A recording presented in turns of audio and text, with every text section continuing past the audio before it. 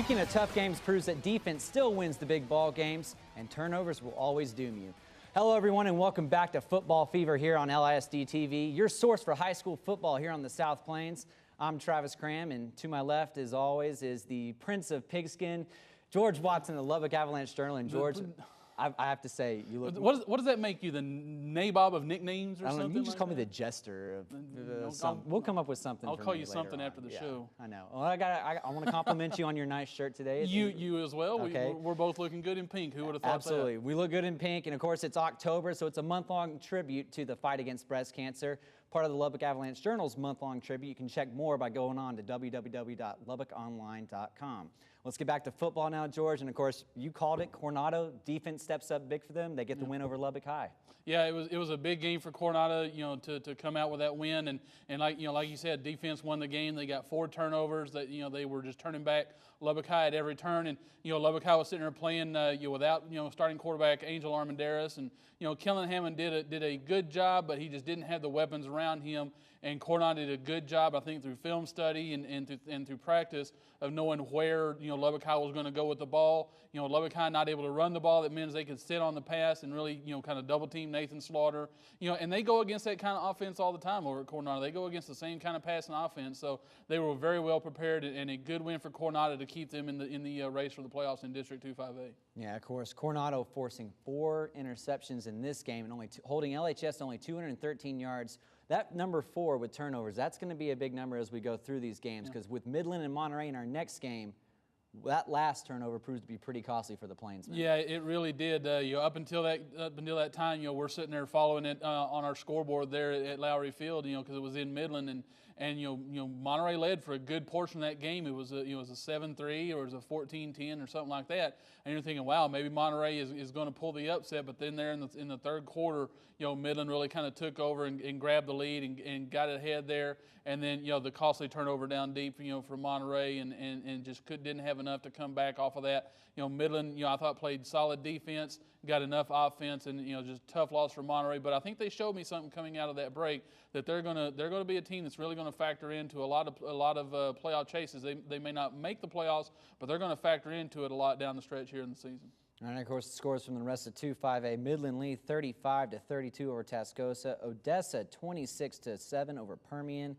And Amarillo 33-6 over San Angelo Central. That puts Odessa at the top of the standings right now at 4-0, followed by Amarillo, Midland, and Midland Lee. If the playoffs started today, those are the 4 teams. Is that kind of what you had an idea of heading into this season? A little bit. I kind of expected that the Midland and Odessa schools would kind of, I don't say dominate, but I thought they would be there, when the playoffs start. I think the surprise, obviously, is Amarillo. The way that the Sandies are playing right now, they look like a very good football team. They don't have much of a passing game, but right now they don't need much of a passing game. They are running the ball exceptionally well and playing outstanding defense. So, yeah, it's going to be a tough stretch for the teams that have to face Amarillo, trying to get up into that upper 4. And then I think you look at the other side, and Permian I don't think has played as well as we all thought they would. So I don't know whether that's struggling with the new system with Coach Gaines, or they just haven't been able to put it together. I don't know. We'll find out here in a couple weeks when Permian comes down to play Coronado. But yeah, it's I think for the most part, I think you're probably looking at the way the standings were thought, or that we thought they would shape up, at the beginning of the season. And of course, Lubbock High, Coronado, and Monterey, they're all 1-3. They're not completely out of it, but they've got to start putting together some wins now midway through this season. Yeah, Coronado especially, they've got a tough stretch coming up. I was just looking at it. They've got Midland coming up this week. Then they've got Tascosa and, like we said, Permian coming up in the next 2 weeks after that, before they get to games against Central and games against Monterey. So, yeah, this is going to be a tough 3-week stretch for Coronado. If they can make it out of that stretch and still kind of be in the hunt a little bit, they may have a shot. Monterey and Lubbock High are both there as well. Although Lubbock High just keeps having, injury upon injury upon injury mountain, and pretty soon you just got to kind of wonder if they're going to have to just play with all their JV kids, because they may not have anybody left healthy. So a tough break for Lubbock High. And I know they're disappointed because they wanted to build on that big win over Midland Lee, but because of the injuries, they just haven't been able to do it. And then Monterey, if they can build some more consistency on offense and get some better defense, then they may be there at the end as well. All right, switching over to District 1 3A now, in a Thursday night game out at Lowry Field featured Canyon and Estacado. And again, that number 4 pops up again. Yeah. 4 turnovers by the Matadors turn into 17 points for Canyon as they get the win. Yeah, it wasn't hard to see where this game turned. You take away 17 points that Estacado gave Canyon, and it's a 19-14 win by Estacado. And and the thing, not only the turnovers that hurt them, but penalties really hurt them. They had 11 penalties for almost 130 yards.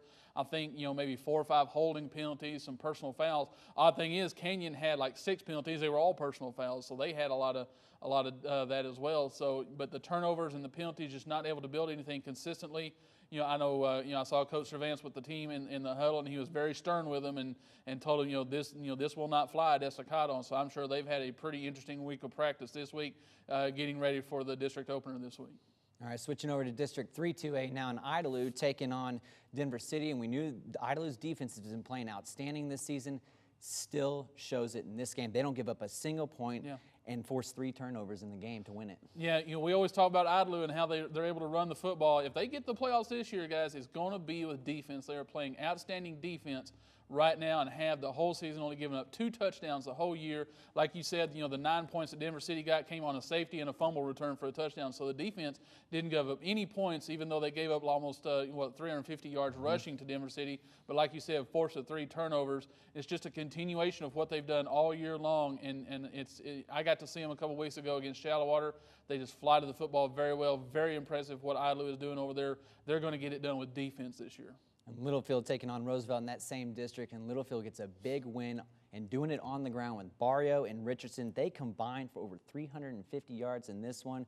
They roll 44-30 over Roosevelt. Yeah, you can really kind of see that Littlefield is starting to get it going a little bit. I talked with Brian Huseman yesterday when he was giving me some stats, and he was kind of giving me the we still got a long way to go type stuff. But they've come a long way right now, especially you can tell with Patrick Barrio back there healthy. I think he's got almost 400 yards rushing the last 3 weeks and 9 touchdowns. He's doing an outstanding job in that running game, and they're kind of starting to get into that groove now. So the thing that we're going to look at here in a couple weeks, Littlefield at Idalou. I think that when we started the district, or when we started the season, we all thought that district would come down to that game, and it looks like it's going to head that way too. And speaking of, you mentioned Shallowater, of course, taking on Idalou a couple of weeks ago. It looked like they had absolutely no offense. Maybe that is a testament to that Idalou defense, because they play Slayton and just roll huge, 63-13 in this one. Yeah, a good job by Shallowater to come off. I know what was a disappointing loss, have to go on the road, although it's only cross county. Yeah, I think at the most. It's not like having to go to a different state or anything, but still going on the road with a tough situation and really taking care of business over there at Slayton. A good job by Shallowater, and I think that's why they're going to be a factor in that district as well come the end of the season. And again, Logan Powell in this one, 13 of 18 for 179 yards and a touchdown, 83 rushing yards and 2 more scores. Obviously, they've got a good quarterback with him right now. Yeah, he's doing an outstanding job. He had the I want to say a bad game, because really it was Idalou's defense that did that 2 weeks ago. But he came back and had a good game, and he's really going to kind of be one of the powers to be in that district when the season comes to an end. We're going to see him on a lot of all-district lists and probably some all-state and some all-South Plains lists as well, I'm pretty sure. All right, when we come back, George is going to introduce you to this week's AJ Player of the Week. Don't go anywhere.